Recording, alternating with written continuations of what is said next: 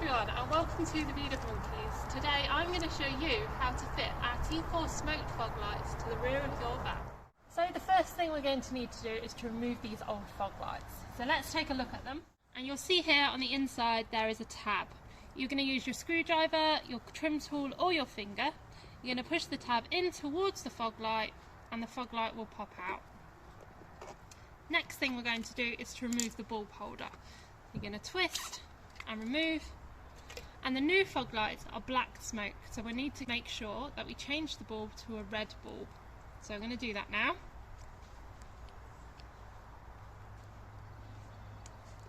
And then we will fit the new fog lights. So exactly the same thing as we did to remove them, but in reverse.